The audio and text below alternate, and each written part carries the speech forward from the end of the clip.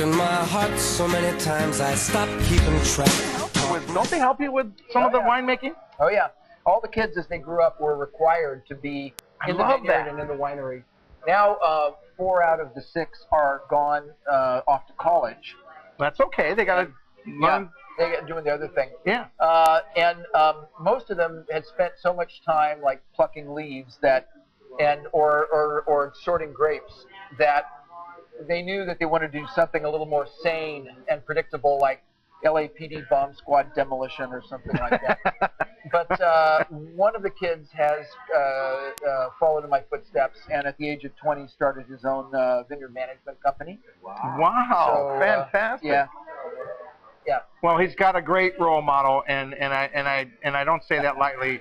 Not only have I known you for a long time now, we haven't seen each other in a while, but I've had nothing but great compliments from people that know you and know of you, and it really, a lot of it is really non-wine related, just being a great father and raising with your wife some beautiful kids, and that's, I mean, that goes way beyond all this. Long after this stuff's done, it really comes down to the family, and you've maintained that in a business that's really difficult to do that.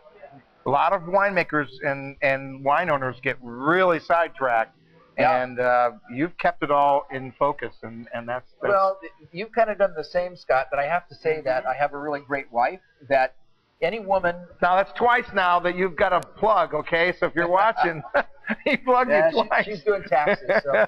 But she can watch it tonight when she's done. Yeah, I guess so. But any woman that puts up with 6 kids and a winemaker, that's more than you should ask for any woman, I think.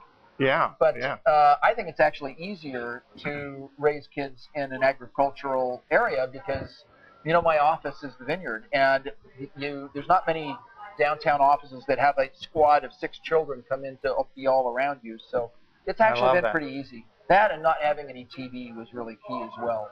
So. Well, you get sidetracked in this world, today. I mean, it's easy to get, you can't walk down the street without bumping into somebody that's texting or sending a video or something, So I have to say, your son's right here manning the cameras, so that's you gotta love that. Yeah. Another question. Go ahead. Grace from Iowa. Grace from Iowa. We have Iowa just cornered. Does Greg come from a winemaking family? What got him started, and what treats him? All right. So the question is, did you come from a winemaking family, and what intrigued you about going in this profession? We covered some of that earlier, but is there any family history of winemaking at all? No, but my agriculture? Agriculture. My family's been in agriculture for.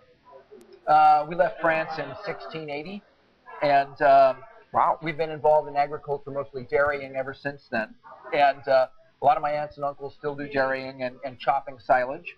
But my dad was the only one who kind of left the farm, went into the Air Force. I was born in Iceland, most of my elementary years in Germany. Grew up Iceland. Grew up with Iceland. And grew up with wine at the dinner table, and my dad considered himself a self-styled ambassador of California wines. Wow. So I grew up with wine at the dinner table, and every year here in Santa Rosa, it used to be the Santa Rosa Highland Games, which is the 2nd largest Highland Games in North America. Sure. And I played the bagpipes.